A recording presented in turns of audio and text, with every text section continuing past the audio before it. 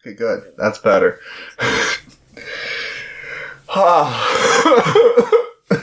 Thomas, tell us your favorite fun fact about Evil Bong 6. Evil Bong 6? Oh, that's the one that... Evil Bong 6. That's the one specifically that introduces the concept of sexy hell, which is going to play a prominent role in Evil Bong 6 and a little bit of Evil Bong 7. And I guess it's 666 and 777, if we're being technical about it. And I will say, it definitely feels like they're that number entries. Because it's like, these movies have gone so off the rail. They're so bad. They're just... Nothing's even happening in them anymore. I'm glad they just go to sexy hell. Like, okay. So, Evil Bong 6, there's like... Okay, so at the end of 5, there's this character in the Evil Bong movies named Rabbit, and he, like, he's got, like, this thing called, like, Nothing Head, where he, like, completely clears his mind, and at the end of 5, he, like, transcends to a new level of it, where he ends up absorbing one of, like, the characters who was in the first 5 and the Ginger Dead Man spin-off. Like, he had been in 6 movies up until this point, and I guess he finally decided he had had enough. Because he's not in 6 or 7. And instead... so you remember in Killjoy Psycho Circus, the Batty Boop ripoff? Yeah, Batty Boop. Well, she's like the main character from the Ginger Dead Man movie, the first one, and the spin-off, and she kind of like comes into the Evil Bong series.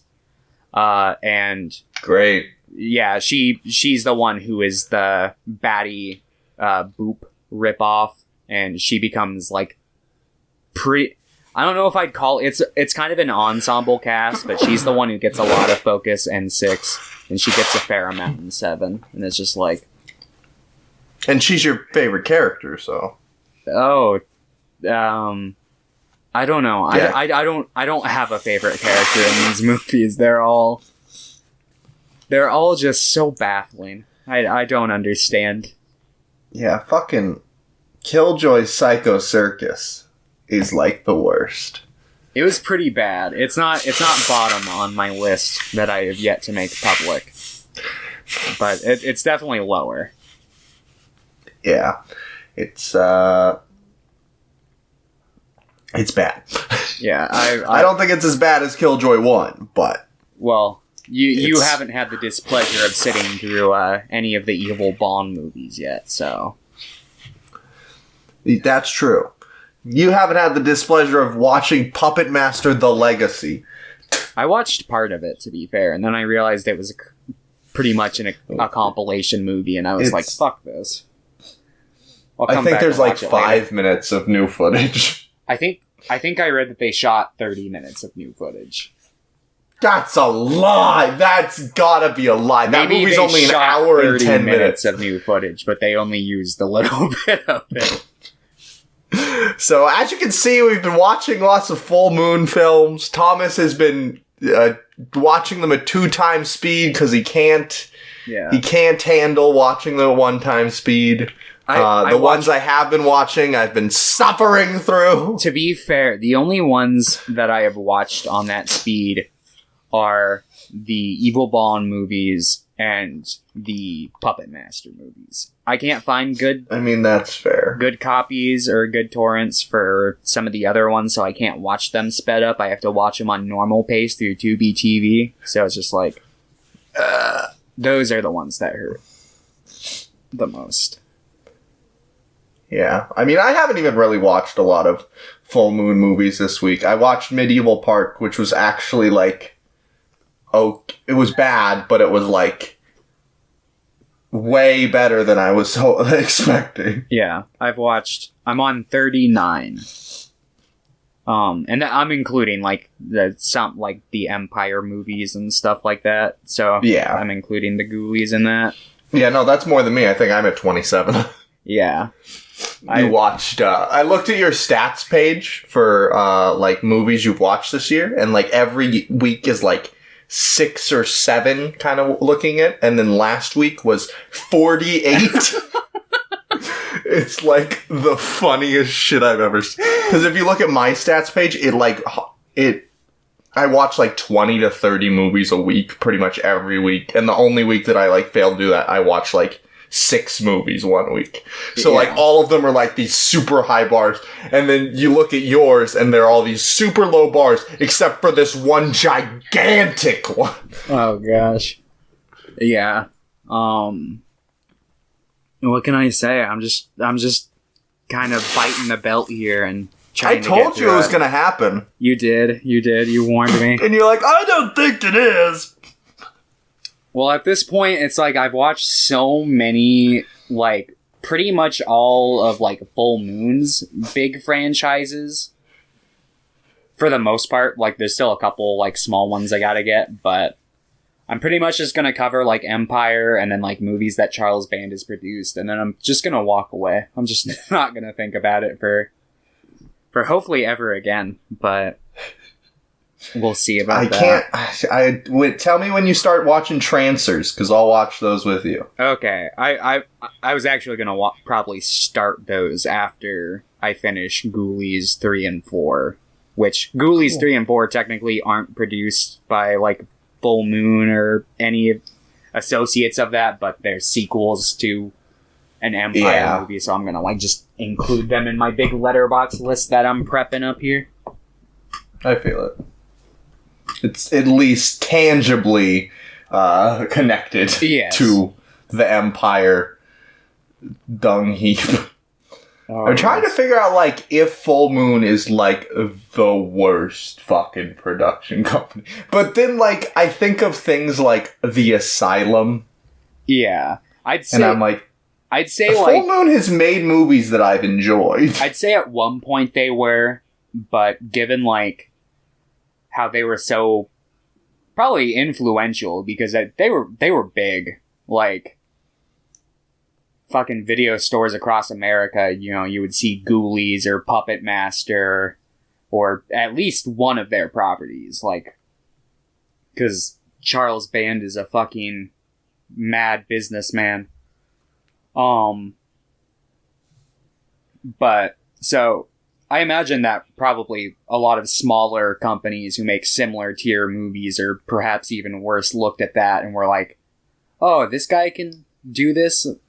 Because I've seen some, like, stuff from Full Moon where I'm like, this is, like, bottom of the barrel. But I've seen stuff produced by, like, other companies that is, like, averagely, like, Full Moon's kind of worst quality stuff.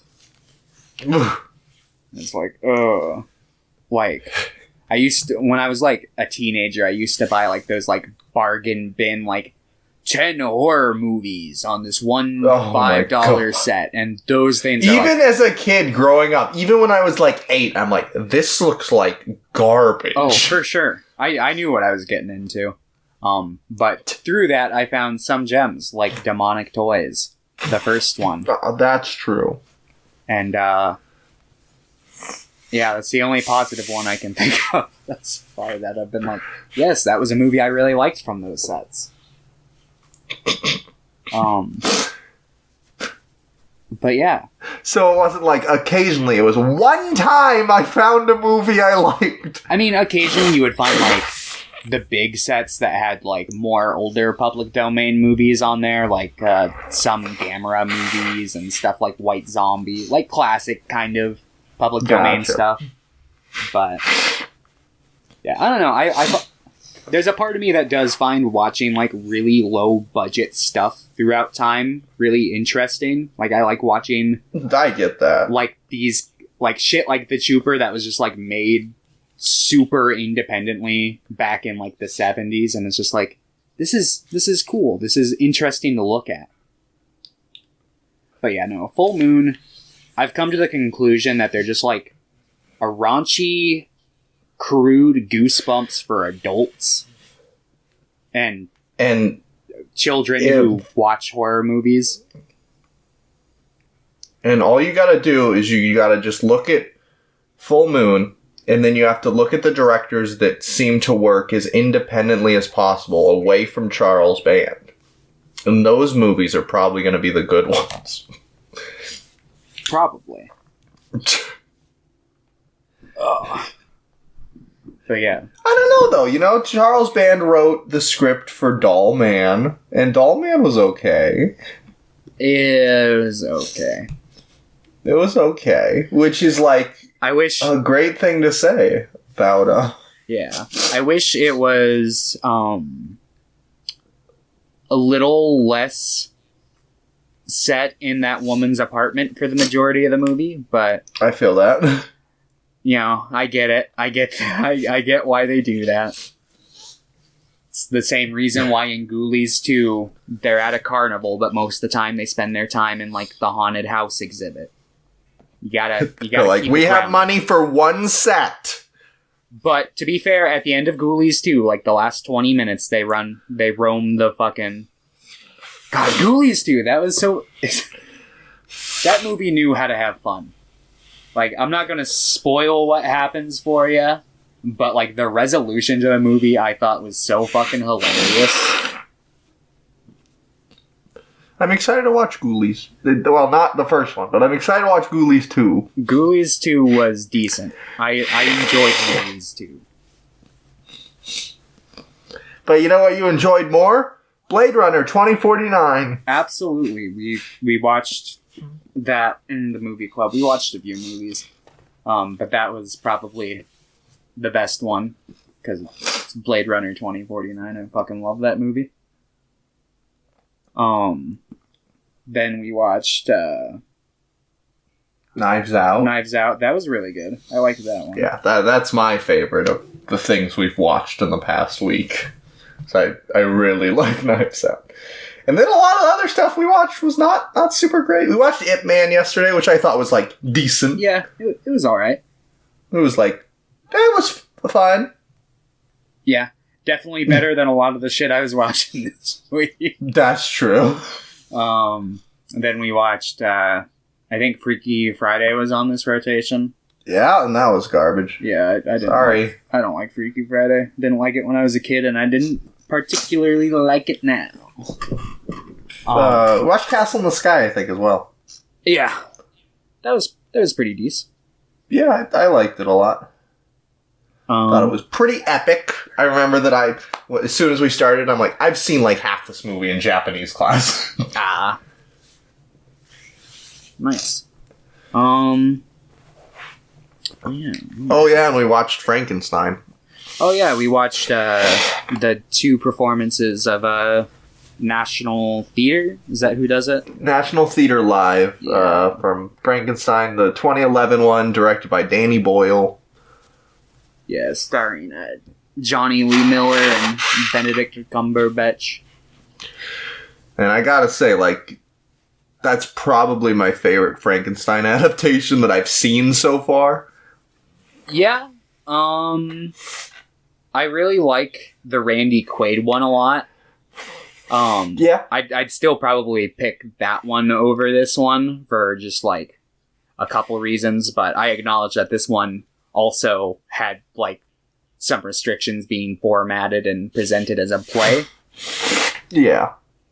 But I did really like this one. This is probably, like, right up there with the Randy Quaid one for me. I was like, yeah, this is good stuff. I gotta watch the, I know he didn't direct it, but the one that's, like, associated with Francis Ford Coppola's Dracula, which we watched this week as well. Is that the one from the 90s, or? Yeah, it's from, like, 94 or something like that. It's got Robert De Niro. Kenneth Branagh? I'm not sure who directs it, but I know Robert De Niro is in it. Mr. Kenneth Branagh. I'm not... Okay. He's a pretty good director. He does a lot of... I'm sure if you saw his face, you'd also know who I'm talking about. He acts in a lot of things. He's the guy who plays, fucking... I can't think of any of these characters' names, but he's like... he did Murder on the Orient Express as well. Yeah, no, I've seen this guy around. He's in a lot of Shakespeare shit. Yeah, he directs a lot of shit. Like, he did a Shakespeare adaptation of Henry V, Hamlet, Much Ado About Nothing. Like, yeah. I think he play Frankenstein in that version of Frankenstein. I think he does. Yes, he does. Yeah. Okay. Huh. I didn't realize he directed it. Interesting. Yep. He also directed the new Artemis Fowl movie. Ooh. I never... But he did a movie, Eric, you know Eric, he recommended me a movie called Dead Again that I watched, and that was actually pretty great. Okay. Huh. I'll have to add it to the watch list. Oh, I'm sneezing a lot today. No. That's what happens when I stay cooped up for too long. You I just start sneezing. All the collected dust in your house? Pretty much. Huh? Yeah, I don't... Especially because I just cleaned, like, the other day, so now all the dust is, like, displaced. Ah, I feel it. Let's see. Kind of looking through, seeing if there's anything else worth talking about that I watched this week. We watched Killer Clowns from Outer Space. That was fun. That was fun. We watched The Blob. The Blob, which was bad. That was fucking awful. Yeah. We did watch Dracula. We said something about it. Yeah. But we didn't say we watched it. I said that we had watched that one. Oh, my bad. Yeah. I brought it up just briefly, though. Yeah, no. I really like that Dracula movie. Very good. Was Okja this week, or that was last week? That was last week. Last week, okay. So that's about it. Yeah. I watched some Lupin, but like the ones I watched weren't like super memorable. So. Yeah, I watched. Don't read them. I think it was this week. It might have been like the tail end of last week, but I watched that episode 0 one with you guys. Oh, I mean, I do like episode 0, so yeah. That one I thought was pretty neat, pretty fun. But then the other two I watched were... The last one I watched, the one that I watched last night, was, like, kind of bad. It was okay. I think Lupin has a pretty high bar for... Yeah. From what I've seen. It's really easy just to, like, at least kind of somewhat like the movies because, like, the characters have such likable personalities. It's fun to watch them even if there's not much going on. Yeah. But yeah, pretty good week. Pretty good. Been playing a lot of Lego Batman 3. Oh, nice. Oh, and Star Wars Day, which was 2 days ago, the time of recording. They released the final episode of Star Wars, The Clone Wars. Oh, and it was magnificent.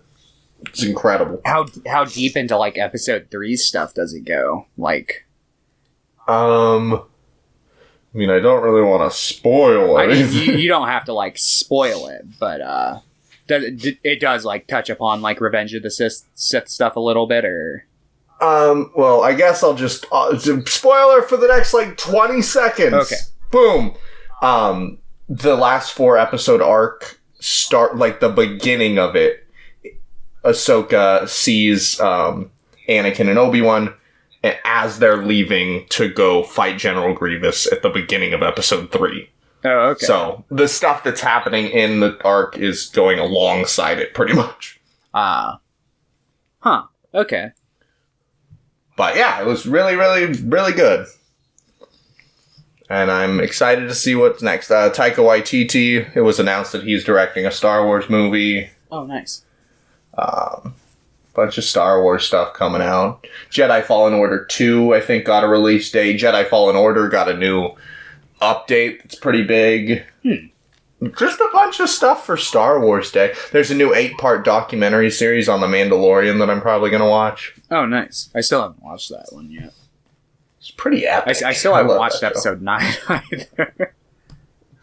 You know, having episode 8 as, like, the end of the series, I think is probably good, you know? Huh.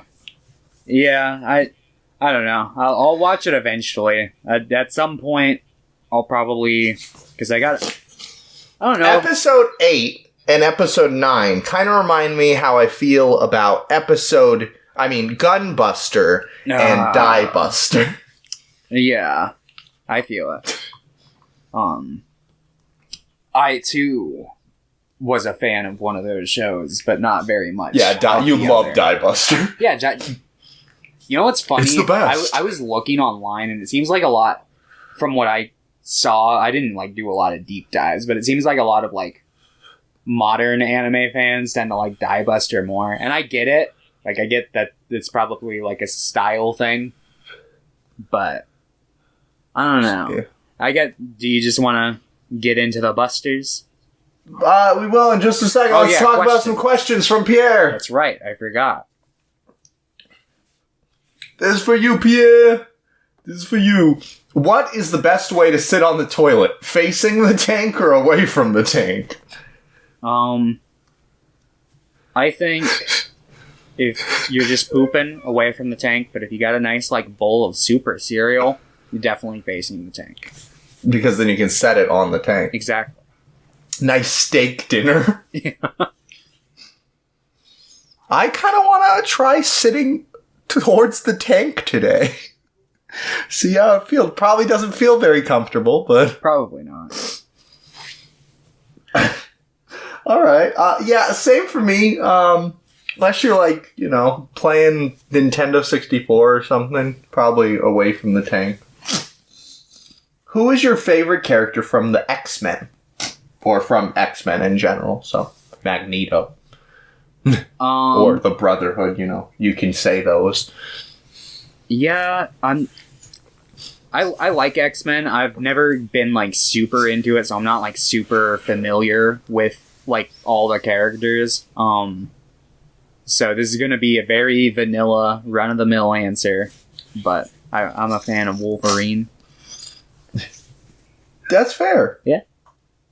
I would also say that Wolverine's one of my favorite characters solely because he has like the most screen time in the modern like era of film. Yeah. And they do a lot of really cool stuff with his character. Besides Wolverine, I really, really fucking like Jubilee because I used to play the X-Men arcade game a lot. And I would play as her a lot. And I don't know, I really like Cyclops. A lot of vanilla stuff, but I like Cyclops. I like Beast. Beast's pretty cool. I feel it. If I ever really want to, like, fuck around, I'm like, yeah, I love Kitty Pryde. Oh, nice. I have some of the Wolverine Kitty Pryde comics in my, just like some of my singles collection. Okay. Is it okay to drink something before you pay for it in the checkout line? Man, my dad used to do this all the time. Personally, I'm not a big fan of it. I mean, I'm not going to say anything to anyone who does it, but I always think it's like such a weird situation. I would never do it just in case like something happened where I couldn't pay for it, and I'm just like, Yeah, like a lot of the time I don't have cash on me, so I would never be like, I'm just going to drink this. Yeah. Because like, what if my card gets declined or the system's down or something? I feel it. But, I mean, like, I probably wouldn't say anything because it's like, whatever. They know what's up. But, like, I think it's fine if you have the money for it. I just wouldn't do it because I'm always fucking nervous as hell that, like, for whatever reason, my card's not going to work. Yeah. Thank you once again, Pierre, for the Pierre. questions. He'll be here in 10 days. I know. I can All feel right. it. I can feel it. All right, let's talk about the Busters. All right. So, how do we want to talk about this? Do we want to talk about Gunbuster, talk about why we liked it, or do we want to just talk about Gunbuster and Diebuster and then talk about why we liked one and why we didn't like the other? Yeah. I'm down for either or if you want to try a kind of different format where we just kind of jump in between the two, or if you want to like just go how we normally do where we just kind of talk about one and then the other. I'm definitely gonna have probably a lot more to say about Gunbuster than Diebuster, just simply because I watched Diebuster for the first time most of it yesterday, some of it the day before. And I've seen Gunbuster like 4 times now, so I'm a lot more familiar with that one. Yeah, I watch it about like once a year. Nice. Roughly, because I'll either show it to somebody or I'll be like, it's like 3 hours. I could watch Gunbuster right now. I still haven't watched the movie. I need to check that out at some point to see. Yeah, I was going to, but then I'm like, I don't want to watch fucking Diebuster again, even if it's like half of it. Yeah, well, because they do like the Gunbuster Diebuster movie. Because I think there's like a couple different movies they do. Because I've seen one that's like got stuff from both of them. That's like a 90-minute movie, and then there's like just Gunbuster the movie, which is the only way to legally buy Gunbuster over here.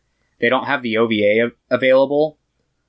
I don't know why. Maybe it has something to do with the audio. Because I know the reason the series never got an English dub is because, like, at some point between its, like, original production and when it would have gotten an English dub, they had, I don't know if they destroyed them, but they just didn't have the original, like, source files for a lot of the audio clips. So... Okay. It's only, like, that original audio track that still exists, but I have a nice bootleg, because I don't typically buy bootlegs, but if it's a series that isn't, like, properly licensed over here and I can find a nice one for it, I will. So I've got bootleg for Gunbuster and Diebuster, and then I've got the Evangelion Blu-rays, since that series is never going to get a Blu-ray release over here, and on top of that, definitely not going to get one with the original dub that I like, so... Yeah, because now there's a new Netflix dub, so if there would be a Blu-ray, it'd be licensed through Netflix, and it would be that dub. Yep. So, I'm glad I've got these really nice, high-quality bootlegs that have dual audio with the original dub, so it's like, yes. But, yeah. I like talk Gunbuster. about Gunbuster. You know so much about Gunbuster. Let's take it away. Okay. Well, the series begins with our main character. Her name is Noriko. Noriko. And her dad is like the captain of the world's, or I guess not the world, of the galaxy's fastest ship, the Exelion. And he's basically at the front lines of war because there are space monsters, essentially. They're going around, they're like flying through suns and accelerating their aging process and basically like creating just a shit ton of like black holes and shit. Not good for anybody. So her dad dies on the Exelion when she's really young. And when he's doing this, he saves the life of one of his subordinates, who turns out to be a character who will be very relevant, named Coach. Oh, his actual name is Oda. Yes, but they just call him Coach. Koji! I closed out of the character tab. Oh god! That way I have like characters' names nice and fresh. But yeah. So basically, she decides she wants to follow in her father's footsteps, so she enrolls into this, basically, like, Space Cadet Academy, where she's gonna learn how to, like, pilot a mech. This is, like, 8 years later. Yeah. Well, it's already time dilation plays a key role, because the battle started in 2015, but by the end of the battle, 2 years had already gone by on Earth. So it was 2017, then it jumped ahead 6 years, so it's 2023 when we see, like, Noriko entering the academy. Yes. And she's, like, excelling physically, like, she can handle all, like, the exercise and stuff, but she's really bad at figuring out how to pilot the mechs. And she's already being accused of, like, being famous admiral's daughter, so she's getting a lot of leniency. Nepotism. Nepotism, exactly. And, she really doesn't want this. She wants to kind of earn it all herself, but she's really struggling. But she finds out the next day that even though, like, she couldn't fucking get a mech to, like, properly run, that she was picked for this big project to be sent off and go to space, and of 2 girls. And the other one is, like, everybody's, favorite big sister, Kazumi Amano. And she plays kind of like the... Oh god, what's his name? Kamina kind of role in this series a little bit. I mean, she's not as positive as Kamina is. Kamina's great. Like, I'm the whole time I was watching Diebuster, I was just like, I just wish we had watched Gurren Lagann. Yeah, because it definitely, like, without diving too deep into it yet, Diebuster is just this awkward in-between stage. To me, I might get more out of it if I'm to watch it in the future, but currently, my thoughts on it are, it just kind of feels like this awkward in-between stage of Gunbuster and what would be Gurren Lagann. Yeah. But not nearly as good as either of those. Yes. But basically, Noriko, she's like, what the fuck? I'm not qualified for this at all. And everyone agrees with her, except for the coach. He's like, she's got potential. She's gonna do it. So she tries a little bit, but she mostly just kind of cries and whines that she can't do it. And then she goes and confronts Coach directly, because she's just like, I can't take it anymore. All the girls are teasing me.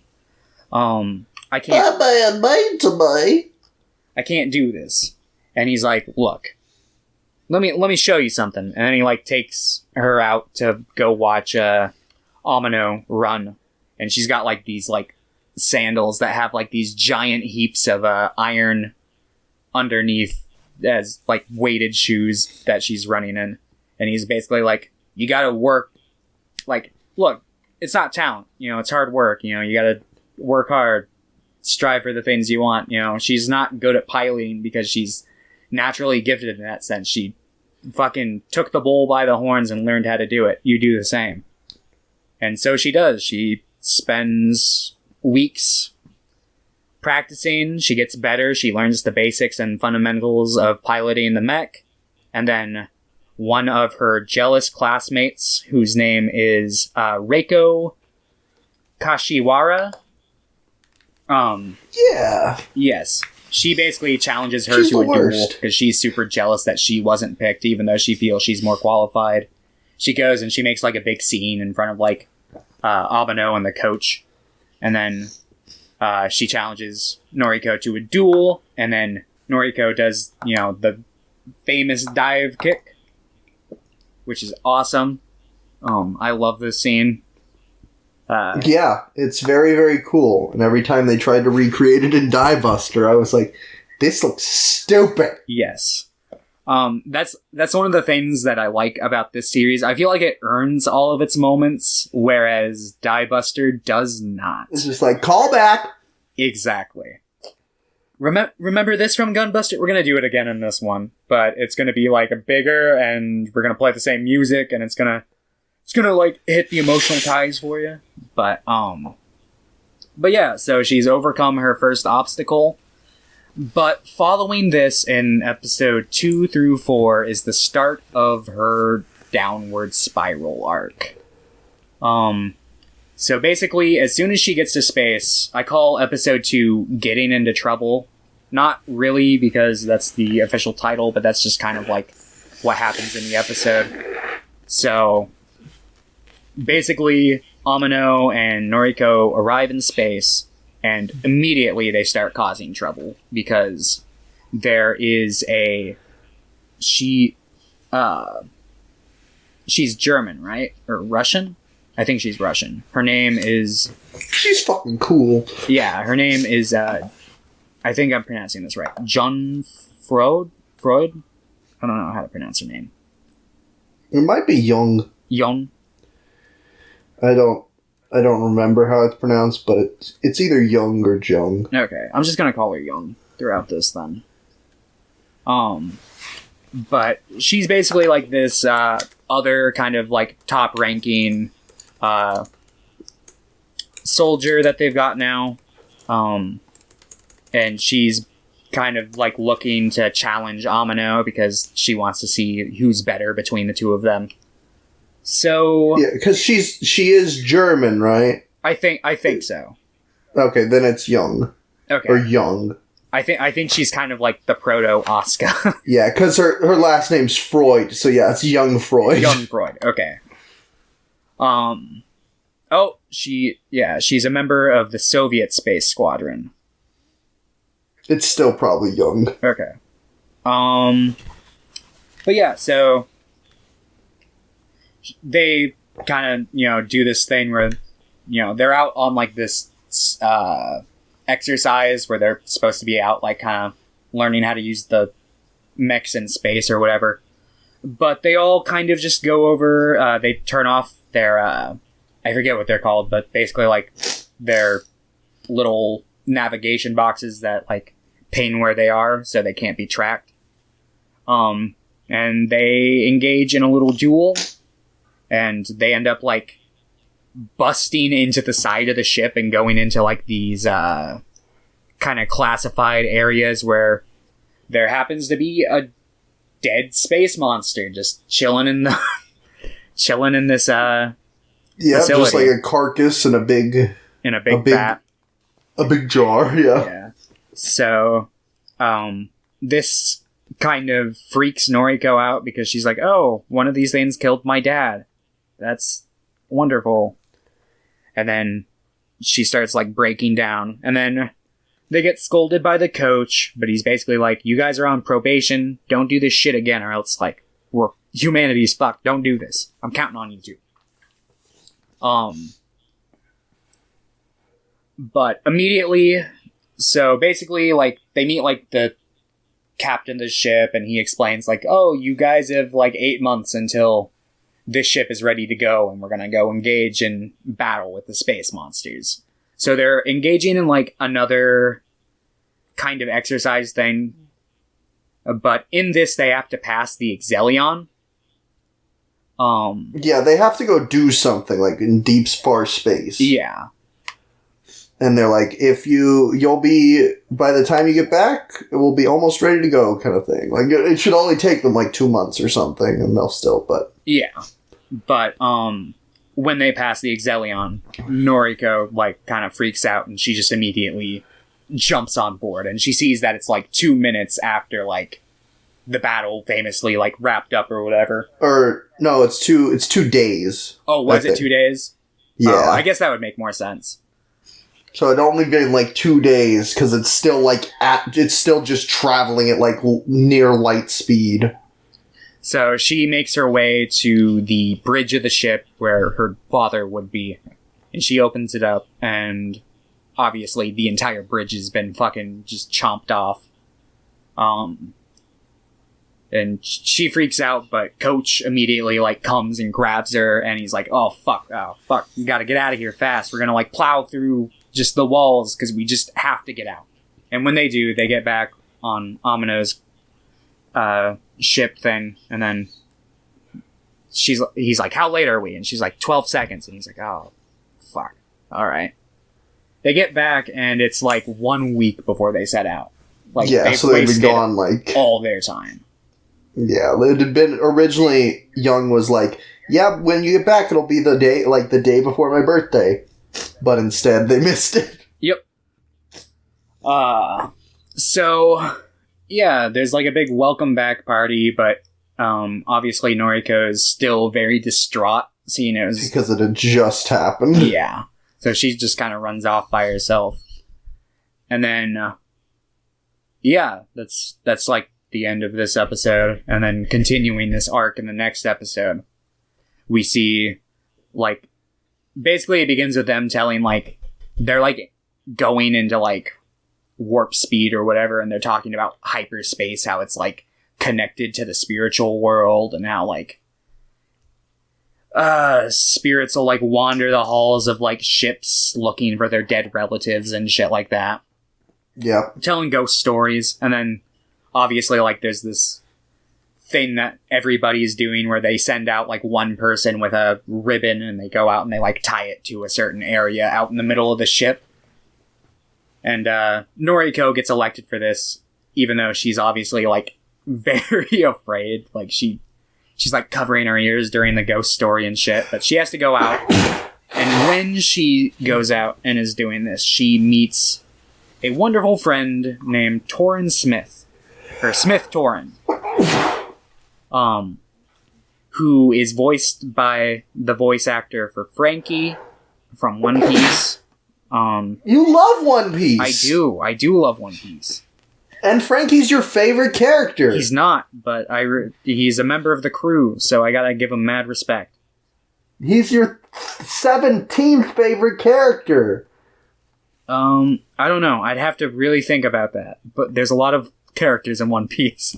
Some of which are better than some of the ones on the crew. I will admit that, but it's okay. What, even Luffy? Huh? Even Luffy? I'd say that there are better characters in One Piece that are like more well written and have more dimensions than Luffy does. Luffy is still one of my favorite characters, but he's definitely not like the show's most well written. He has the hat. He does have a hat. He's one of many characters who has a hat in One Piece. Trafalgar Law has a big mushroom hat. It's pretty cool. Good old mushroom hats. It's pretty legit. I've thought about getting one, but it would look weird in real life.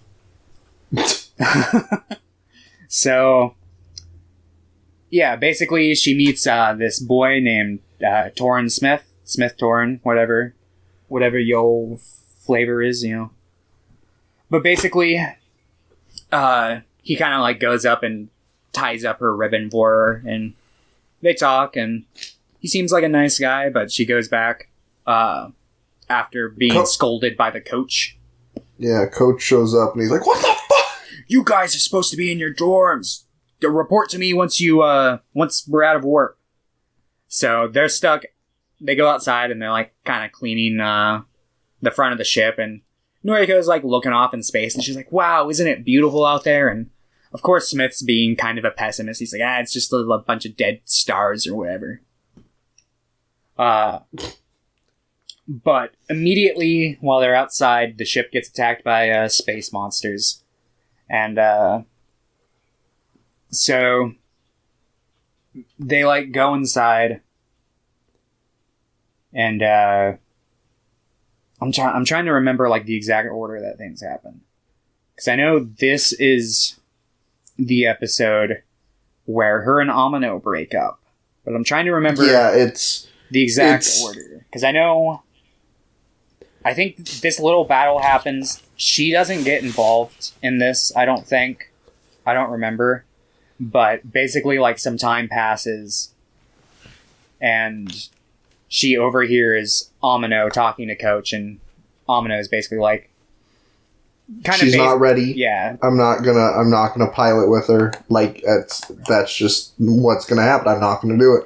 And while this time she's like in her, she's in the cockpit of her mech, just like cleaning or like looking around or something, and she accidentally hits the button to open up the cockpit, and they just look over at her, and they're like, fuck. And then she just basically tells it straight to her face. She's like, "I'm sorry, but it's true. You suck. You're not up to par.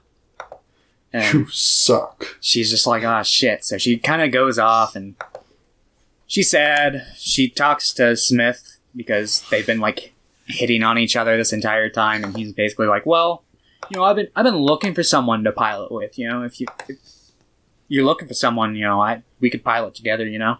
And she's like, "Really? Oh," and she like drinks from his juice box, and she's like, "Oh, a secondhand kiss. Oh." So time comes, space monsters attack again, and it's like a real battle. They're sending out like the students, and they're like, "All right, everybody, do your best, you know."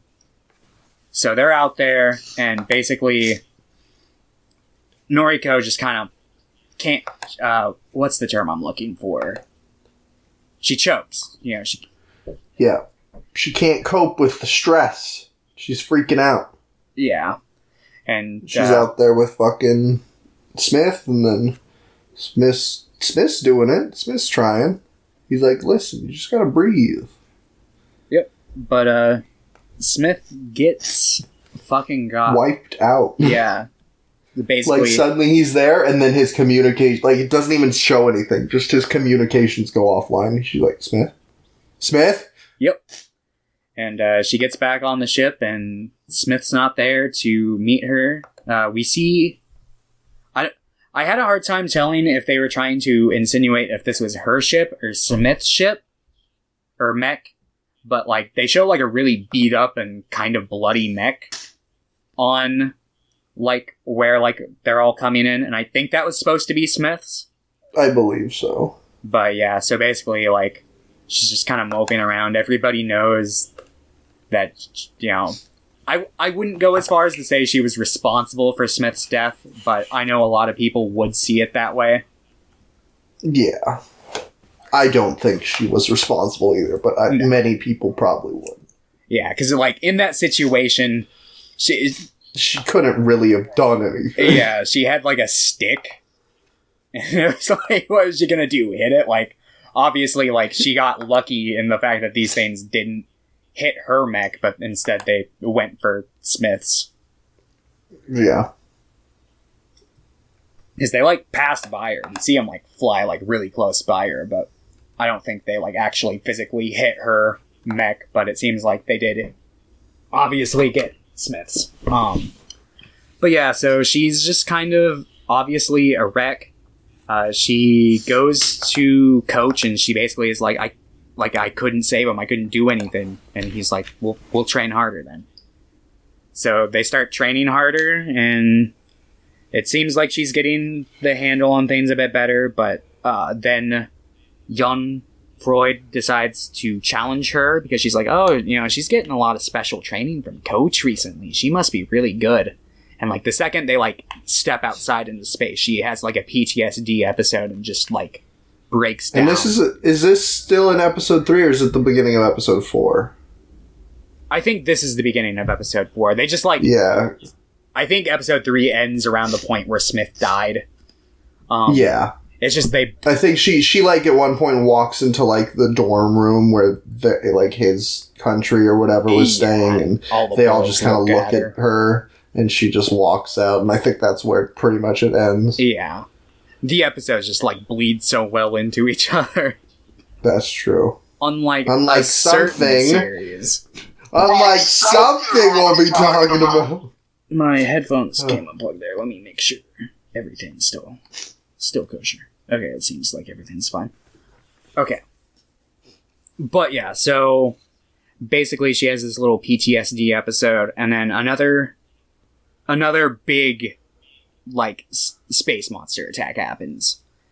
And, like, everybody goes out except the Coach is like, hey, you, Noriko, stand by. So she just kind of goes to her room, and she's just sitting on her bed, and she's crying. And this is, like, probably my favorite scene from Gunbuster. I love this scene. Because she's just, like, sitting on the bed, and she's, like, kind of she has, like, the blue ribbon in her hand because she had gone and, like, untied it at some point after Smith's death and has been carrying it around as, like, a way to remember him.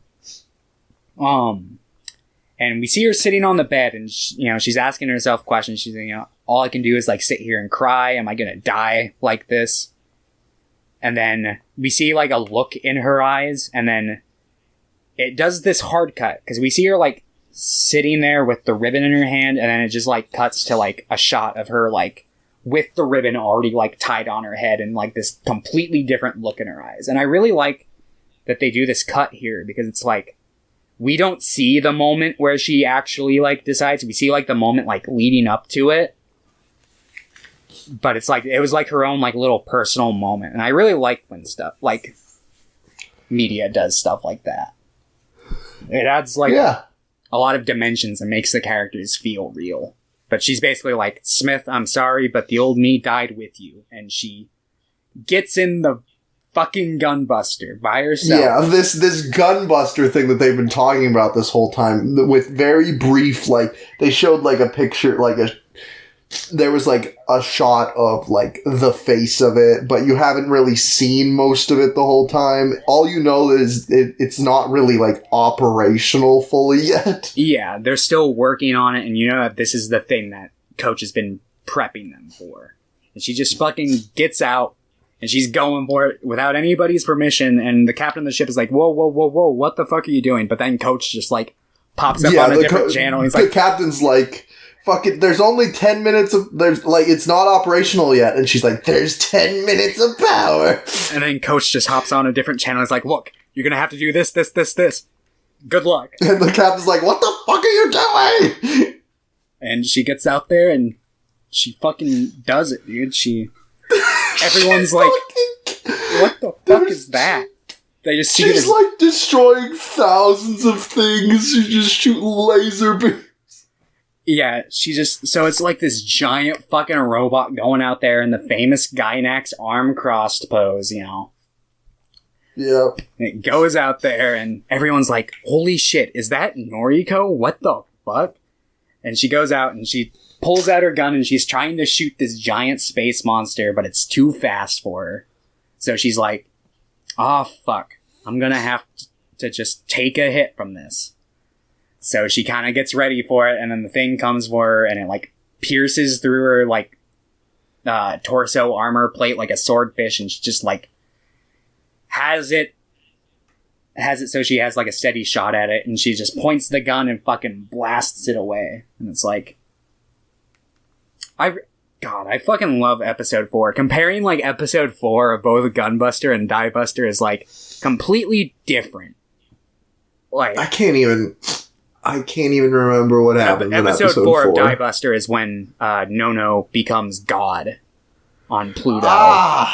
They're both the moments when the characters kind of, like, realize, like, oh, I can do this, but obviously it works in this one, and I don't think it works very well for the other one.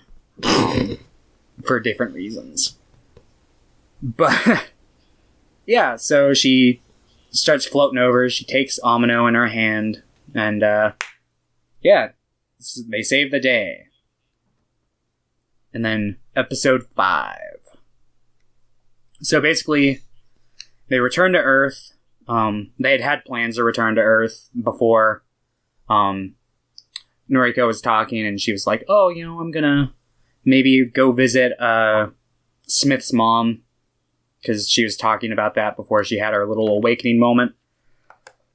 I don't think she does it. They don't show anything about it, so I assume she's just kind of like, whatever.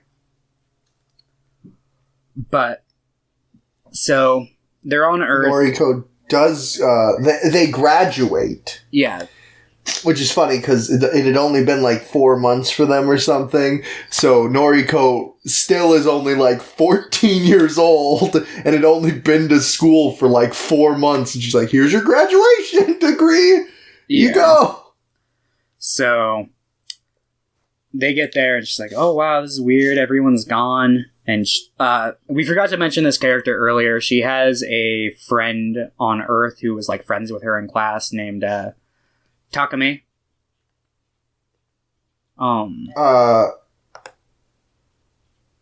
Yeah, Kimiko Takame, right? Or it's Kimiko. Yeah, right? It is Kimiko. I'm looking at this list of characters that has, like, character pictures, and it's wrong. They give her the wrong name. At least the translation I watched and have always watched, they call her Kimiko. Yeah, Kimiko. They were, like, best friends, and now she's 24 or whatever, and has a 3-year-old daughter. Yeah. So they kind of, like, just talk for a little bit. They catch up, and basically Kimiko asks her, she's like, hey, you know, basically you guys are about to go off on your big mission, you know, the big one that we've been waiting for. And I'm thinking, like, because basically humanity's prepping, like, a plan B, seeing how, like, it seems pretty impossible that humanity will be able to survive. So they're, like, sending off this big ship, and obviously it's got, like, when you're sending off, like, limited amount of humans, the elite elitism is gonna, like, play into it, obviously, so she asked, she's like, hey, can you use your connections to get my daughter on there, you know? So, she tries, but she can't. She calls her back later, and she's, like, out on a date with her husband or something, so she talks to the daughter, and she's like, can you pass along the message, you know, sorry, I can't. But yeah, so basically that happens. We see a meeting where Noriko goes and she talks to the coach, but as she's going to talk to the coach, she comes across the scene where Amino, like, smacks the coach and, like, runs out crying. No, the coach smacks Amino. Oh, yeah, fuck. I'm sorry. Because, like, I think he's, like, doesn't want Noriko to fucking hear what they're saying. So he, like, smacks her to stop her from talking. He's like, no! Yeah. But, yeah, so Amino runs out, Noriko runs in, and Coach is, like, immediately, as soon as Amino runs out of the room, he, like, coughs up blood and keels over.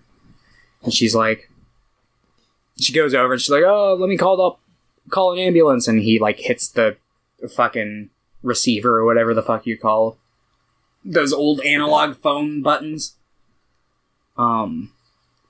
He's like, don't tell Amino. Yeah. And it's obviously that they're, like, in love with each other, but yeah, he doesn't want Amino to know. And then we find out, like, 10 minutes later that she knows. Yeah, it was pretty... She's like, of course I fucking know.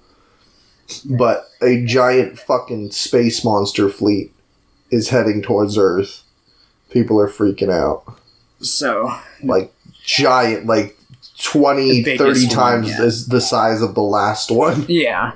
So they have to, like, go out and deal with this, and Coach doesn't want her to tell Amino because she's like...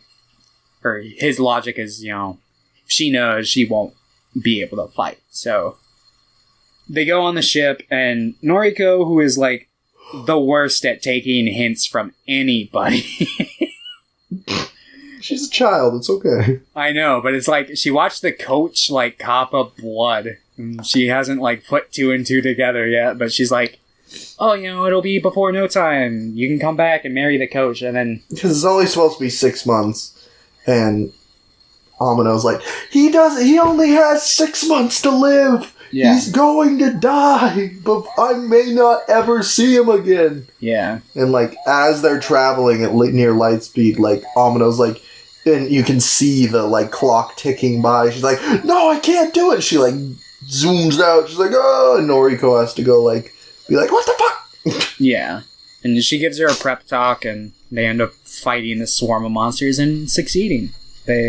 Man, the visuals at the end of episode 5, this huge battle, are fucking fantastic. Oh, yeah. Oh. Yeah, and they succeed, and that's... And they get back right at the end, and they run in, and Coach is alive. Hell yeah. And then they get married. Yep. And then episode 6 happens. This last episode fucking threw me for a loop. Episode 6. Because it opens up and it just says 15 years later. And I'm like, what? Yeah. Episode 6 is a fucking classic. I love episode 6. It might be like one of my favorite like standalone anime episodes from like anything ever. Like, I fucking dig episode 6. So basically, some time has passed. We find out that Amino has decided to, like, stay on Earth after the events of episode 5, while Noriko continues to, like, you know, be out in space. So Amino had stayed behind with Coach. He had died, like, a good handful of years after the episode 5 had happened. Yeah, did he, like... it doesn't really say, but did he, like... I think he had, like, just died, like, right when she's like, okay, I'm leaving. Like, that's the main, like, reason why she's, like, decided to go do this mission, because the main reason she was, like, staying was... Yeah. He was dead now. I think that's right. I wasn't paying particularly close attention to the dates on the the final episode and with his tombstone, but that seems about right. So yeah, so basically there's another thing they got to take care of, and basically, okay, so another alien army has appeared, and they have to, like... Well, it's not... It's like they know... They're just like, we're gonna go to the alien army's fucking house and blow it the fuck up! Pretty much. So, they go there, and that's their plan. They, like... There's, like, some reunion stuff, like, when Amino comes back onto the ship, there's an obvious, like, dynamic change. She kind of views Noriko as kind of like the older sister type, like the one to look up to, as opposed to like the role she kind of played throughout the whole series, even though she's much older than Noriko. Yeah. But yeah, basically she's like... Just because the last real memory of her she had was like her like knocking her like senses loose. And then she's been thinking about that, like, one day for, like, 15 fucking years. Yep. Meanwhile, it's only been 6 months. It's been 6 months, yeah. So, fucking... yeah, they just kind of prep this battle. They get into it. They're bringing... one thing that happened in the last battle is they blew up Jupiter. Yeah. But now they have Jupiter, but the 3,000th of its size, they condensed it. There's a lot of wacky, fake science in this show. Yes. But that's fine, because it's fun. But they're pretty much gonna launch Jupiter at it and, like, form a giant fucking black hole and just, like, suck up all the bad guys. That's their goal. Yeah. And, things seem to be going well, but at the last second, it turns out that, like, there's some technical issue. Like, they don't have a specific type of, science generator type thing. I don't fucking know. So what it is there's, like, pretty much think of Jupiter as this big bomb. And it needs 100 fuses to, like... Or it needs 99 fuses to fucking go off. But only 98 of them, like, activate. Yeah. So, the fucking... Noriko's like, there's a fucking fuse in the Gunbuster. So I'm gonna go down there, and I'm gonna shove this in. And then, Amino decides she's going to tag along because she has, like, this extra fuse in hers, which will allow them to get back to Earth. But they acknowledge that when they do this, they won't be returning to the same time period. The time dilation is going to be, like, so fucked up on ground zero. They think it's going to be, like, decades or maybe even hundreds of years. So. And, fucking... Young tries to go with them, but they're like, your fucking, your mech isn't gonna be able to survive the pressurization of going down here. You have to go with them. And she's like, and they're like, we're gonna stay alive, and Young's like freaking out, but she's like, you're not gonna be alive in our time anymore. We're all gonna be dead. And she's like, yes, but we're gonna do this so everyone else can live together. Yep.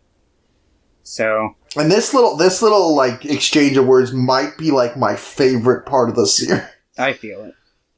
But basically, Yoon decides, she's like, alright, when you guys get back, we're gonna give you a nice big greeting.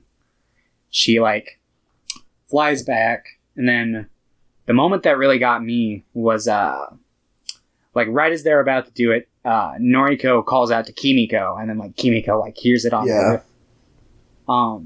That gave me Gurren Lagann vibes as well. Oh, yeah. But, like, in a good way. Oh, for sure. This is Gurren Lagann's fucking grandmother we're talking about here. It is. But yeah, so they do it. They the famous earned rip of the tit, I still don't know if I really like it. Like, it was fine. I was just like, it at least made sense in this scenario. Yes. And Diebuster, like, never made sense, like, at all. No, it never made sense in Diebuster. I feel like this series earned it with, like, just... because it's like, it's the very final, like, it's like the climactic moment. They're tearing off the torso plate of, like, the mech, so at least it, like, kind of correlates with that. And... Yeah, like I said, it's the final episode, so they, like, build up to this moment. So I feel like it's been earned, whereas they do it in episode 1 of Diebuster, and it's like, that wasn't earned at all. But... That's true. Yeah, so they rip out the fuse that they need, and they shove it in, and they back the fuck up, and it happens, and then they come to, and they're like, oh, here we are, 12,000 years in the future, and they're, like, looking at Earth, and they're like, it's so dark, I can't even tell where fucking places are anymore, because the geography has changed so much.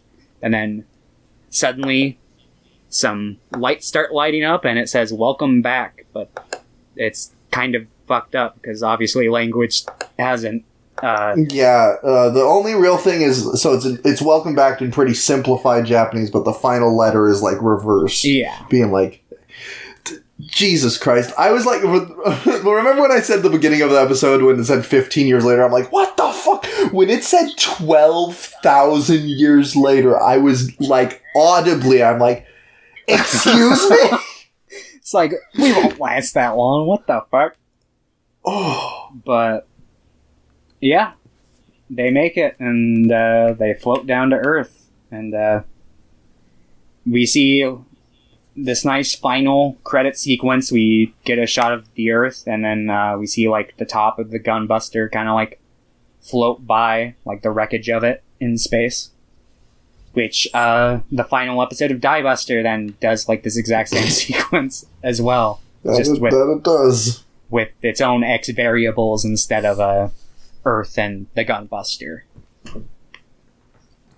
Yeah, so I fucking love Gunbuster. I think it's a very simple series, but it hits all of the notes. It's very well executed, very well directed. I can't help but, like, just feel very emotional and hype whenever I watch it. Whenever, like, the coach's fucking sunglasses start to glimmer, I'm just like, oh yeah, it's coming. It's really good. Gunbuster is very, very, very good. I was extremely impressed by it. I thought pretty much the whole series was really solid, and then the last 2 episodes, like, blew me the fuck away. Yeah. It seems to be, like, I think most people's, like, general takeaway from it. I know that was, like, my initial impression of the series. I was like, holy shit. Oh, yeah. I like how the last episode is just in black and white. Oh, yeah. Purely Gynak's artistic liberties, but yeah. I love it. And the only thing that's in color is what? The fucking last, the welcome home sign? Yep. Yeah. I think that mecha shows are interesting because they're never just as good as, like, how good the mech fights are. Mech shows are always interesting for what they try to be, It's like, you can just have a fun mech fight, cool. But things like Mobile Suit Gundam, Gunbuster, Gurren Lagann, they always have, like, these big, grandiose, like, ideas that they want to insert, and they use the mecha format to deliver these philosophical discussions. Oh, yeah, for sure.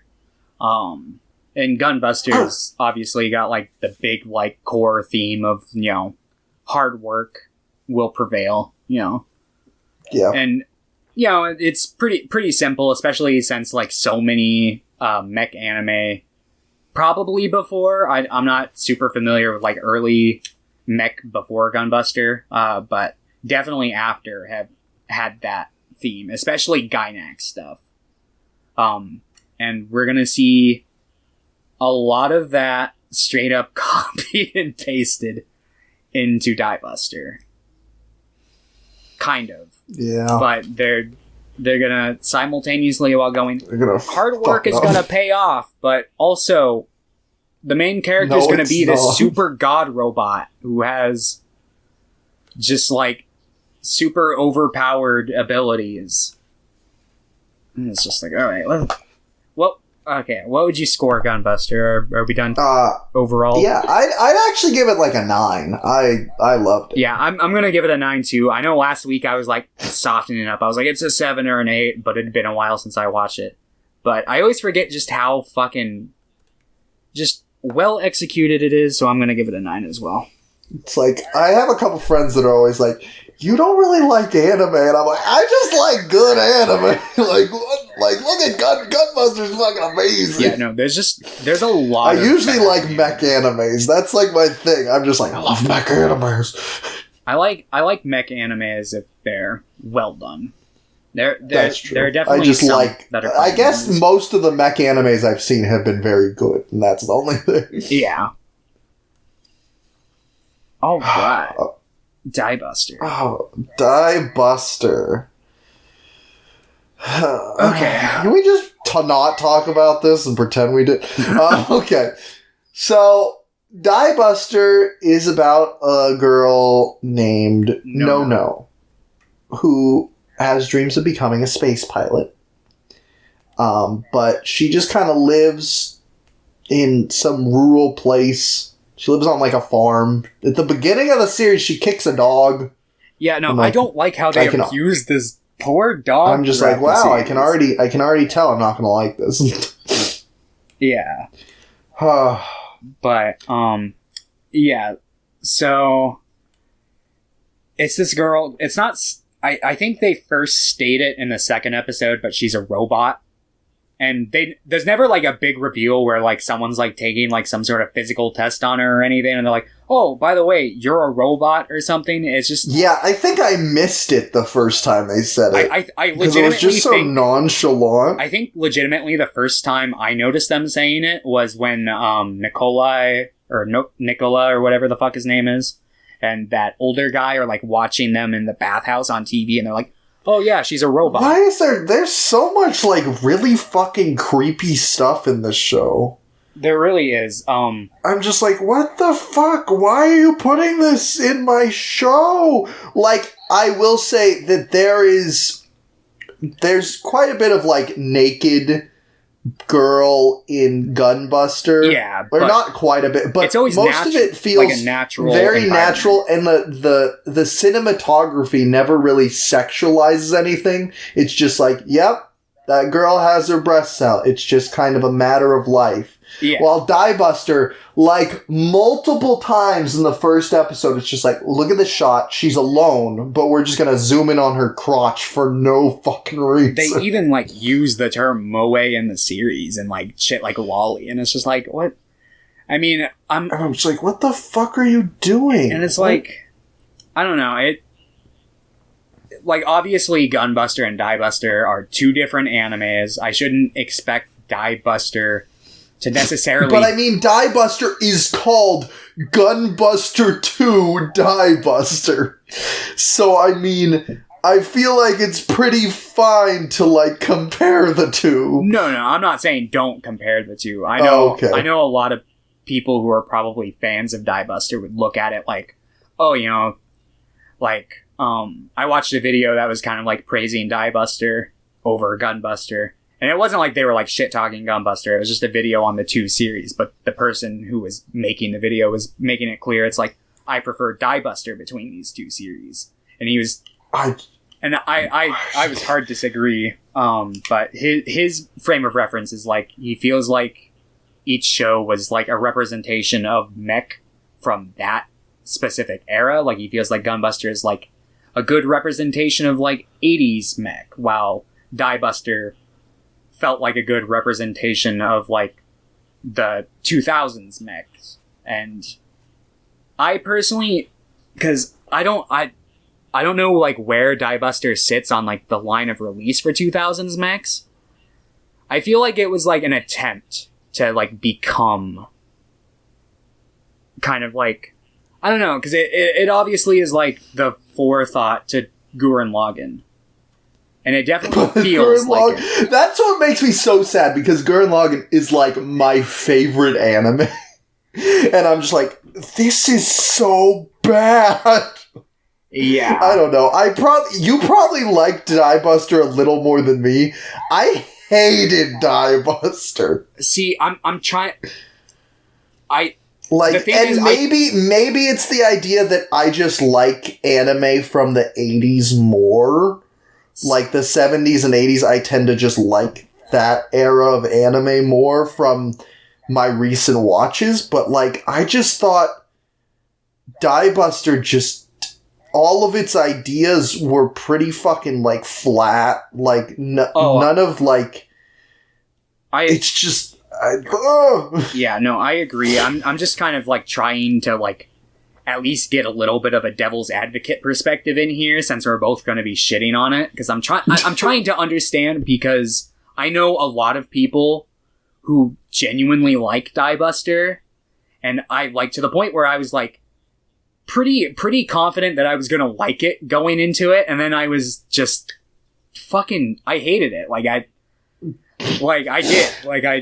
I won't go as far as to, like, trash talk the show on, like, fucking message boards or anything. Like, I probably won't talk about it online beyond this episode. Once we're done with this, I probably won't.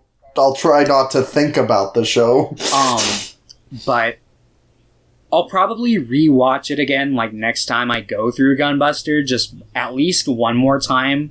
That way I can say, like, I gave it another shot and have time to, like, think about it. But I don't know, like, it didn't feel different enough from Gunbuster to me. Like, I was kind of able to tell from episode 1 the path that it laid out. Like, I was like, oh, these are going to be, like, the kind of beats that happen.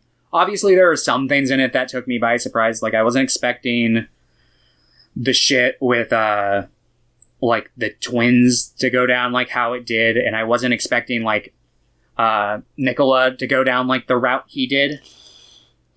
I was like, are they gonna do some fucking stupid ass, like, gross fucking yucky sexual assault?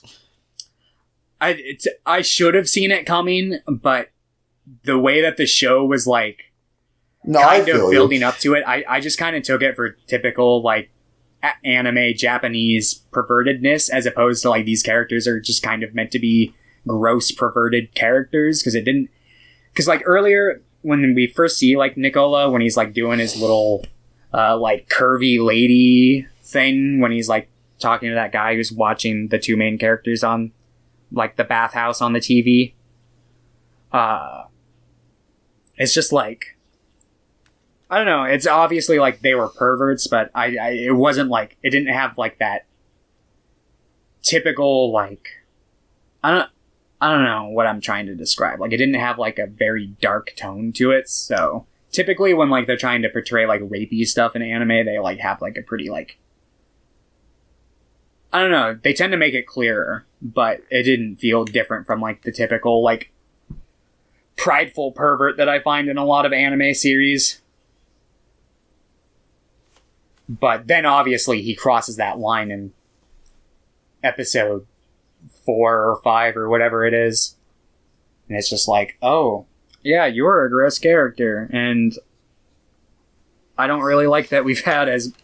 They don't, like, devote a whole lot of time to his character, but I feel like just the time that they did devote to him was just like, oh, well, I didn't like any of that. Yeah, I feel it. I didn't like... Oh, what was that character's name? Let me pull up the Diebuster list here. The Taiko Science character who got, like, a whole episode devoted to her. I didn't like her. I didn't like her arc. It was very by the numbers.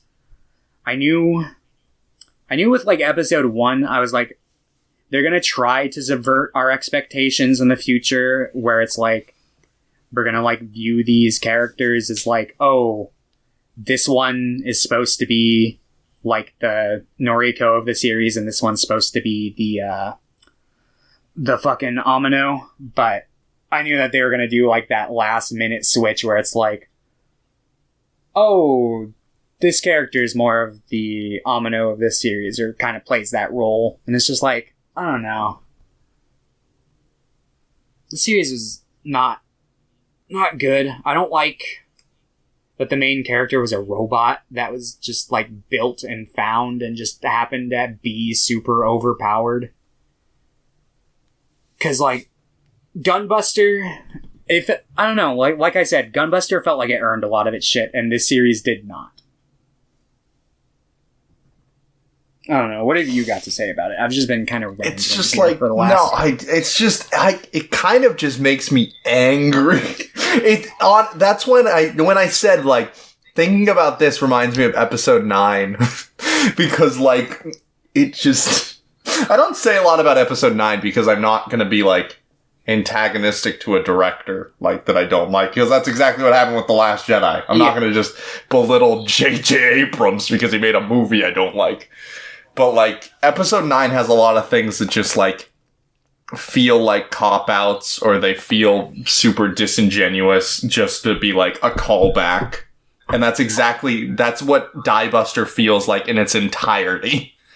Like, there was no characters that I liked. Most of the characters I thought were terrible.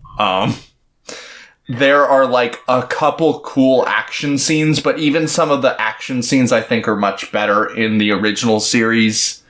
None of the action scenes really spoke to me from this one. Like, the big one where fucking Nono cuts the planet in half. I'd already seen a clip of that, like, fucking years ago. And I thought it was, like, cool then, and I think it's kind of cool now, but all the surrounding scenes around it are just, like, okay. Yeah. It's just pretty much every episode. This show is also really, really hard for me to watch. I don't know what it was, but I just found it aggressively boring.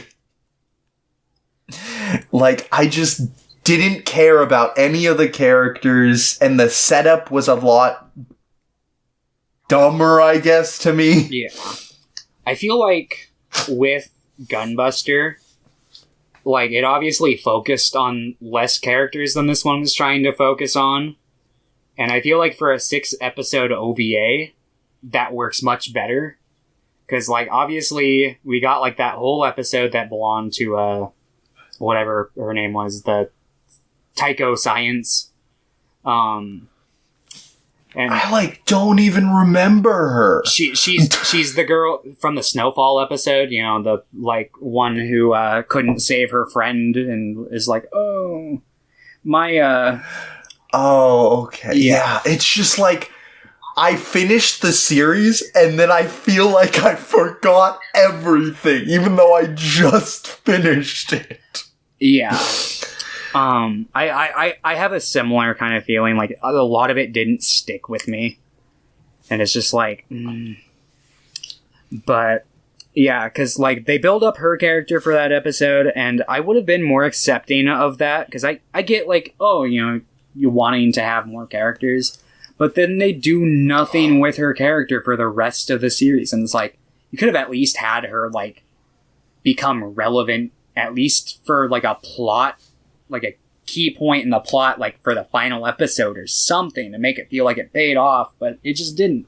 She's in that one episode, and then she's just kind of like a background, kind of like young Freud character for this series, and it's just like, I don't know. Yeah. So I guess let's go over what happens in the series. Yeah, just real briefly. Let's first episode. Nono, she gets a job at a fucking cafe. Yeah, she like runs away from home, gets a job at a cafe, and she's like super braggalicious. She's like, I'm gonna be a space pilot, and then everyone around her is like, yeah, right. All you do is break plates. You're not gonna be a space pilot. Yeah, she has this big thing where she's like, everything I touch, I split. Yep. And it's like, oh boy, I can't wait to see how they make this a useful tool later on in the series. Yeah, I'm like, I wonder if... as soon as that happened, I'm like, I wonder if this is the anime where she cuts the planet in half. Yep. And then it happened later. I'm like, hey, it's the anime where she cuts the planet in half. But, so basically, it turns out there's some space pilots in the bar. A couple of them start getting really fucking rapey with No. Yeah? But then what is this girl's name? What is her name? Lalcy? That's how... Lalcy? I think that's what it is. That's how I was pronouncing it. I mean, obviously, I was watching it subtitled. I don't know if a dub exists for this, but yeah. But Lalcy, she saves her.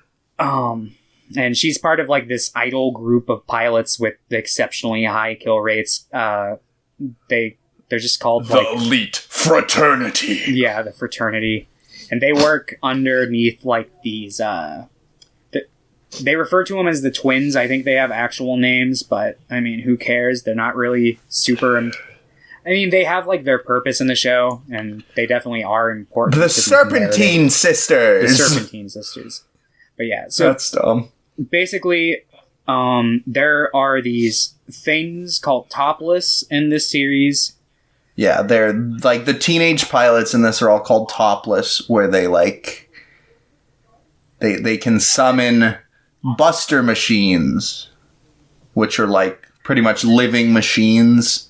Yeah, and yeah, it's like a temporary power. Like it's not like a stand thing from JoJo's where it's like you have like one Buster machine your whole life, and it's like your thing. It's like you get a Buster machine, you become a topless or whatever. Maybe you have like the latent ability to become a topless, but you have to like become a topless and you get a machine like assigned to you or whatever it is. And then eventually you lose it. Yeah, eventually your like ability runs out, and that's like a big thing throughout the series because we see that the Serpentine Sisters, is that what you called them? Is that what they're called? The Serpentine Sisters, Serpentine. Yeah, so they have, like, figured out a way to kind of, like, fend off their expiration date. I don't know if that's what it's called. That's what I'm going to call it. Their expiration date. So they've just been, like, there's, like, some sort of meat they've been eating that's, like, had it so they can, like, preserve their power for longer. And Nicola has also been eating some of this meat. He's been kind of like their little lapdog through this, their puppet. They've been giving him scraps, and he's been taking them because he's obviously afraid of losing his ability. And they awaken an actual space monster, because it turns out that all of the space monsters they've been fighting are space monsters. The first generation Buster machines that were like assigned to like live in the outer rim of the planet, like, you know, in the ozone layers and fucking defend Earth from the bad guys. But eventually they turned on them thinking, oh, these are the bad guys. Yeah. But they awaken an actual space monster that these twins think is like an eternal topless that would like have their abilities there forever. Yeah. But it's actually the real space monster, and it fucking just decimates the twins. Yeah. And while all of this is going on, so basically up until this point, Nono has been trying to get a Buster, because basically she's part of the crew, and Lol C really likes her, but obviously there's like a sort of respect thing that doesn't happen, like, because Nono's like, yeah, I want to be like one of the best pilots, I want to help people, and everyone's just like, you're not going to get a Buster, you're not cut out for it, just stop, just accept your place. She's like, no, I'm going to get a Buster. So she talks to the Serpentine Sisters, and they're like, you know, we don't have any Busters here, but if you go over to Pluto, there's this, like, fucking just broken down old, like, fossilized Buster that's just been on that planet forever. If you can get it to work, you can have that. So she takes the bait and goes to Pluto. And I forget, like, their exact reasoning they know. Do they know what she is? Because they're like, we need to get her out of the way. We need her at Pluto. Oh, they use her as like bait to lure like a bunch of the fake machine, the fake like the first generation alternate Buster machines. Yes, to like lure those over towards Pluto. And then when they wake up the space monster, it obviously like destroys a bunch of them. And then Nono has like this moment where she can sense that Lal C's in danger. And this is the moment where like I officially like sighed and I was like, all right, I've lost all hope for this series. And it's this moment where she just suddenly, her hair starts glowing like a bright red, and she like warps. She just goes Super Saiyan. Yeah. She warps over and she's like, our connection is so strong that I was able to warp over here and I'm God now. And then she just destroys like the space monster. No problem. And it turns out like all the first generation Busters like respond to her. They're basically like hers to control. And it's just like, oh my God. She turns out she is the Buster machine number 7. Yep. And it's like, oh, great. Love that.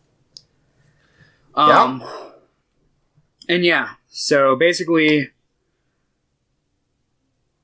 this is the point where Lal C starts getting really kind of like, starts the downward spiral of their arc, where they start having a little bit of a spat.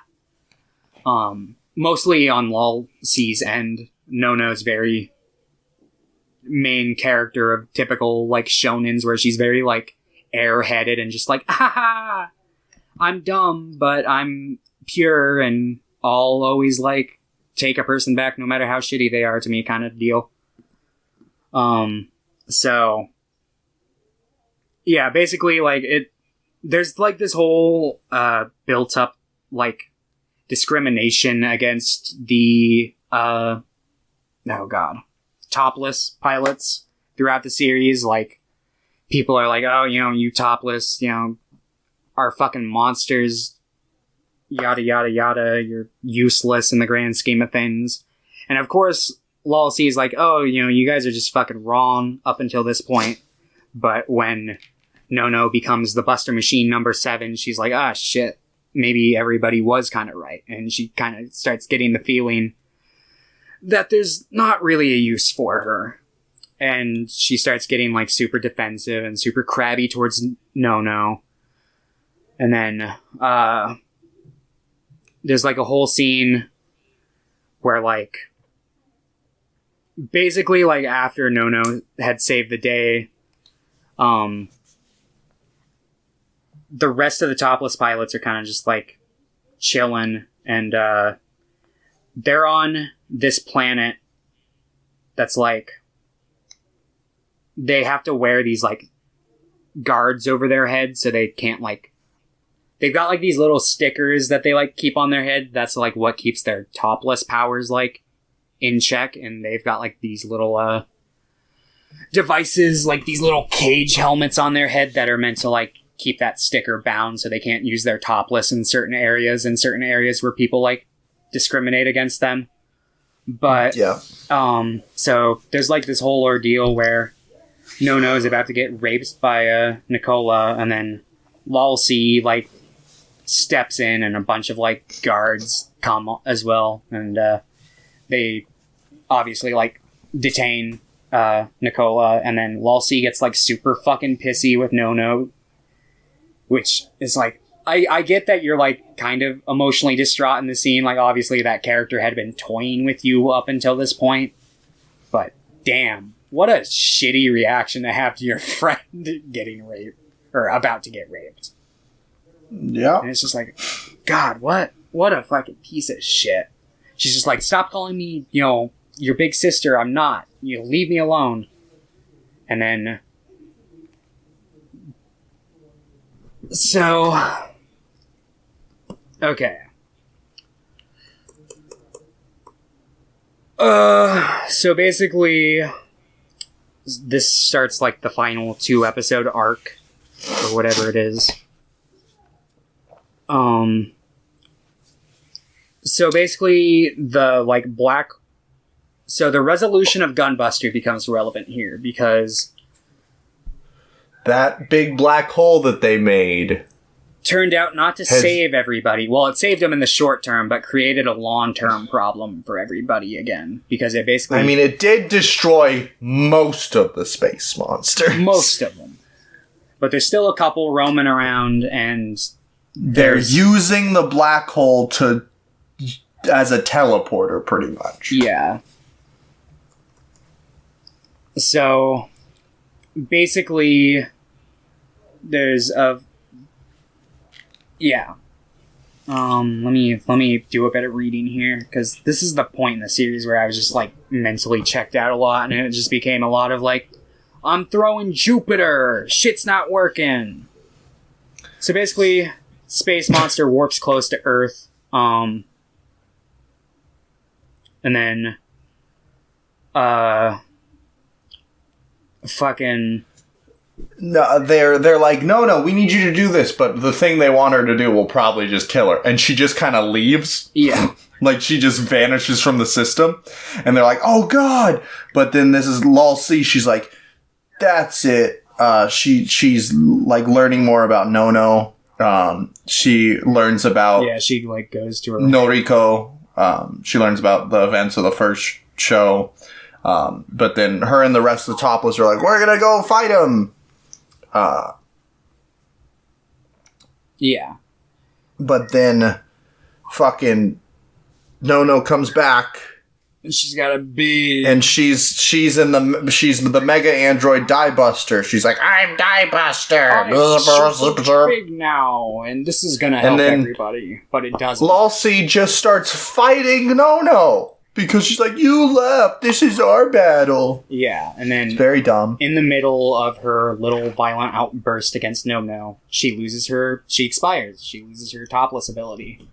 And then Nono is kind of stuck fighting, this giant space monster, and she's losing. Yeah, so... She's, like, not doing anything.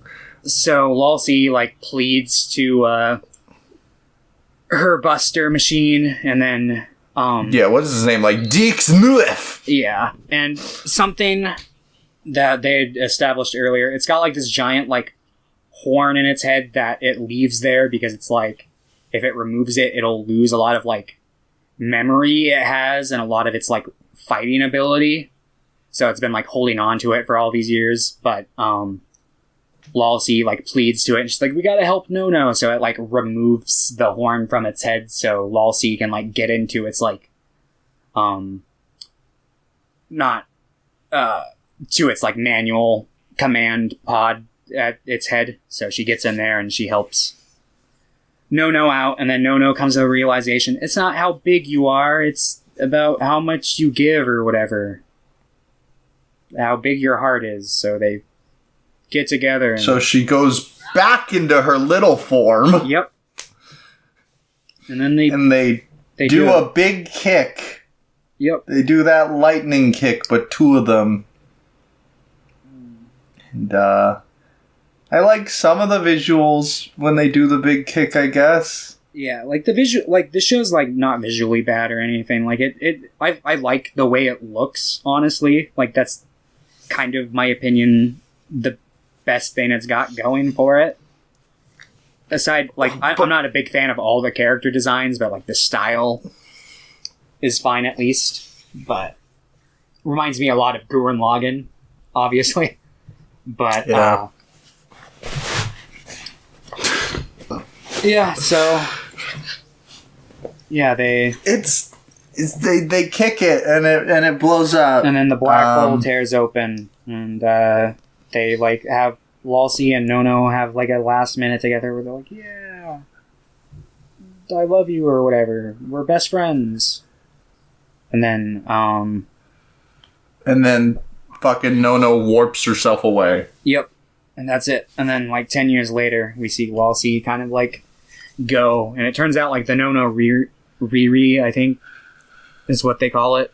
It's, like, this person that Nono keeps, like, referring to as her inspiration throughout the series, and we find out that it's, like, obviously the Gunbuster characters. And yeah, we see her like kind of just go out and watch Noriko and Amino like return to Earth.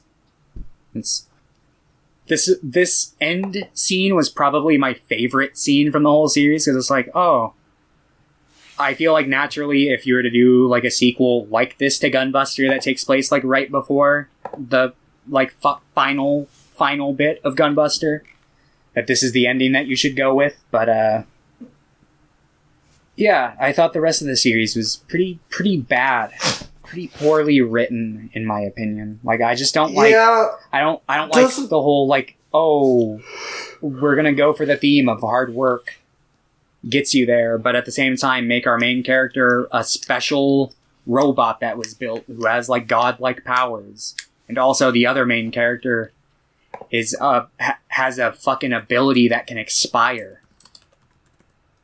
And it's just like, ugh. I don't know. I wasn't a fan of it. Like, if I had seen this before, like, Gurren Lagann, I would have been a bit more impressed, like, if this is one of my earlier mech animes, but... I mean, maybe, but I just, like, don't like any of the characters in this, and I just don't think most of it is altogether that interesting. One of my favorite parts about, like, the cockpit stuff in the first one was, how they do the colored backgrounds, that it looks like just like static behind them. There's like pink static or like purple static. It's just very fun to look at. While this one is just like, there's just not a lot of fun things to look at. Like, it's just like well animated, but not very creative, I guess. Yeah. Even most of the cool big scenes are just like, what if we do the kick from the first series? Or what if she cuts the planet in half? Yeah, I thought initially the concept of like topless was pretty interesting, but they didn't really like go anywhere with it that I was like super compelled by. It was just kind of like the exploration thing, and I was just like, I don't know. I wasn't a huge fan of it, like I've stated throughout this entire fucking episode, but yeah, a lot of angry rambling. Yeah, it was not good, and I am sad that I watched it after Gunbuster, and like I watched it like most of it like right after Gunbuster, and I'm like, I wish I had like given Gunbuster like a week. Yeah. To properly sit on it, like how much I enjoyed it before diving into something I very much did not enjoy. Yeah, luckily I had seen Gunbuster a good few years ago, and a few times after, so I had pretty much had my developed thoughts on that series before I had stepped into its shitty sequel. I wonder what like hardcore Gunbuster fans thought when like Diebuster was first airing. Probably pretty similar to what our thoughts were. I assume most of the Diebuster fan base probably comes from people who watched Diebuster first. That would be my general guess, but I don't know. I don't want to make too many assumptions. But yeah. Hopefully the next one's better. Hopefully. Because so what are they doing another one? Yeah, there's like a planned sequel for it, but basically the last time anybody spoke about it was in 2018. Hiroyuki Yamaga, he was writing a script for it, and he's like one of the original founders for Gainax. He's had his hands involved in like most of their big series, and he wrote the script for War in the Pocket. So I hear good things about the writing of that one, so it's very fucking good. Hopefully he would write a decent script. I just hope that apparently he wrote he was one of the writers on Gunbuster. Oh yeah, as well. he did do some writing for the original Gunbuster as well. And he wrote the script for he also directed it. Royal Space Force: The Wings of Honemise, which I've heard really good things about. But yeah, around the time that they were like last speaking of it, they were also speaking about another one of their projects, which is Uru and Blue, and that one is slated to come out like 2022. So it seems like all evidence points towards like Gunbuster 3 will happen. It'll just be a matter of like when. I say no. Yeah, personally, I'm not. I say I'm okay. Personally, I think I'm satisfied with Gunbuster. Especially since, let me see. At that time, Yamaga was writing the script for the series, prior to writing the script for Uru and Blue. His intent at that time was to connect Gunbuster and Diebuster together with a new story, and that characters from them might briefly appear, but overall the story would be completely different, and the most clear link between the three would be in the SF aspect. I mean, I'll probably watch it if it comes out. Yeah, I'm okay. But I'm okay if it doesn't come out.